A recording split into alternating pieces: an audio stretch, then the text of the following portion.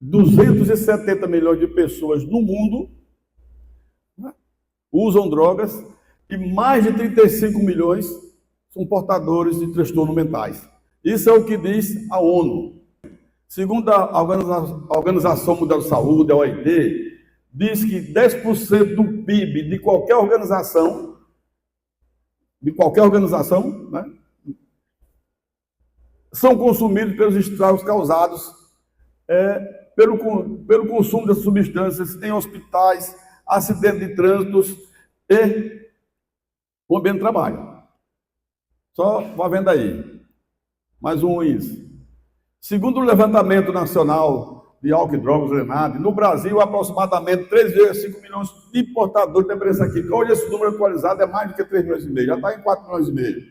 Há indício de que esse número é bem maior do que isso. Mas são esses 3,5 milhões, ou vamos dizer, os 4,5 milhões, que as pessoas às vezes pensam que estão debaixo do viaduto, debaixo da ponte. 70% ou 80% desse pessoal estão nessa empresa trabalhando. É isso que eu quero que você fique bem claro na mente de vocês. Agora, uma informação que eu acho importante. O ex-presidente da ABAD, que é a Associação Brasileira de Estudos de Álcool e Outras Drogas, tem um trabalho que ele fez, ele é médico do trabalho, coordenador do programa lá da Petrobras, ele tem uma apresentação que é muito importante para que eu quero deixar aqui na cabeça de vocês. Veja bem. Aqui. Segundo o Joaquim, 10% das pessoas numa empresa são portadores de dependência química. Vê mais. De 18% a 20% são pessoas que estão trabalhando, mas não são portadores, eles estão na faixa do abuso da substância psicoativa. 60% são os que a gente chama de o pessoal que faz uso social. O cara que todo mundo diz que bebe, só bebe socialmente e está naquele mundo, são 60%. E 10% não faz uso nenhum. Quer dizer, as empresas, em todas as empresas do Brasil, pequena, média ou grande, tem 10% de pessoas que estão lá trabalhando e são portadores de uma dependência. Drogas lícitas ou drogas ilícitas. E as empresas, na sua grande maioria, ainda não estão vendo com bons olhos essa coisa, porque traz consequência. E essa é o que eu queria deixar bem claro com vocês. O uso dessa substância afeta as relações de trabalho, traz consequências no ambiente de trabalho. Então, você tem, vê, 60% que se diz que faz uso social, se a empresa não der uma educação de prevenção, ela tem uma tendência de ir para o abuso. Se essa faixa de trabalhadores, de servidores, colaboradores, que estão na condição de abuso das substâncias, se também não tiver um trabalho de prevenção, de educação, eles têm muita chance de ir para a condição de dependência. E isso traz consequência para o Brasil, para o Estado brasileiro, como também para as empresas. Tá certo? Então, vê aí. Qual é o problema? O problema é que esses colaboradores que estão na condição de dependência química, que estão com dependência química, ou estão na condição de abusadores, eles trazem prejuízo para as empresas. Né? Quais são? Qual é o problema? É que as empresas normalmente não olham isso como devia olhar, por preconceito, ainda um tema muito estigmatizado, e isso tem que mudar. Isso é o que a gente deve deixar bem claro, que ou as empresas começam a olhar isso, tomar consciência do que está acontecendo em todas as empresas do Brasil, ou a coisa só vai piorar. Então, aqui, quais são as consequências de que faz uso das substâncias que estão na condição de dependência? Aumento do absenteísmo, falta de concentração, diminuição da produtividade, aumento do risco de acidente de trabalho, atrasos frequentes, aposentadoria precoce, doenças crônicas e degenerativas, depressão e o distúrbio da conduta, violência com colegas, problemas familiares com cônjuge, e aí por aí vai. E deixar bem claro, a pior droga, a droga que mais contribui para isso é o álcool. A pessoa que passa fim de semana bebendo, abusando e bebendo muito, ele segunda-feira certamente não vai chegar em condições de trabalho quando não falta.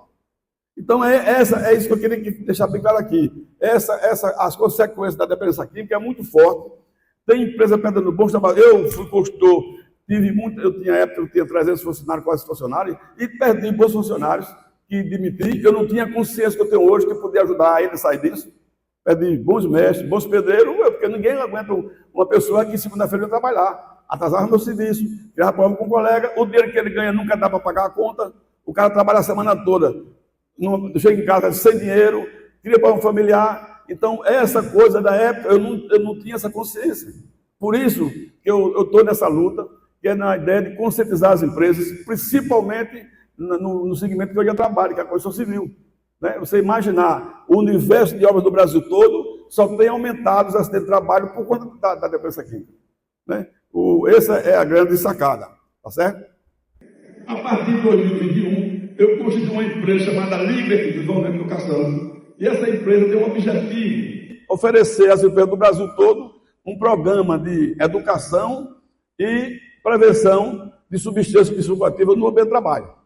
E dessa forma oferecer às empresas uma condição melhor para os seus colaboradores. É um programa simples, que eu chamei de Programa Crescer Livre, que se constitui basicamente o seguinte: primeiro ponto é treinar os líderes para que ele entenda e implante naquelas organizações uma nova política organizacional, que a empresa veja que deve dar ter um trabalho, uma visão bem clara do que isso significa na sua estrutura. Segundo, oferecer treinamento aos supervisores, aos gerentes. Como é que ele vai lidar com isso? O supervisor, o gerente, tem que dar conta do trabalho. E quando ele não tem clareza daquele trabalhador que está com dificuldade, que é fruto da dependência química, ou do abuso da substância. Depois, ofereça um treinamento para os funcionários de educação e prevenção da dependência química, e assim, através da educação, a pessoa passa a não avançar, sair da condição de abuso para a dependência química. Terceiro, o quarto já, né? Um programa chamado PAI, Programa de Assistência aos Empregados, onde a gente prepara as empresas para que ele crie esse programa que ofereça aos seus colaboradores uma condição de buscar ajuda. Esse programa funciona em parceria com as empresas que tem no Brasil todo, te ajuda as empresas que podem contribuir nesse processo, e finalmente, no fim, um programa de teste. Né? O teste, aqui tem empresa que já vai começar daqui a pouco, é fundamental, porque precisa ter uma forma de abordar, uma forma de proceder, e é fundamental esse teste.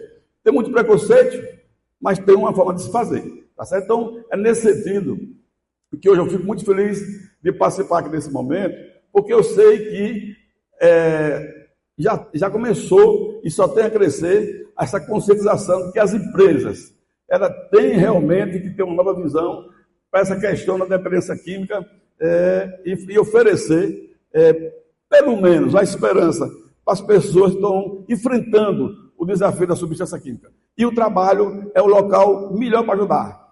Né? Todo mundo aqui sabe que quem está na dependência química, quem mais poderia ajudar, a família não está preparada, e o melhor local realmente é a empresa, que precisa daquele trabalho, uma condição melhor de prestar o seu serviço, cumprir a sua missão.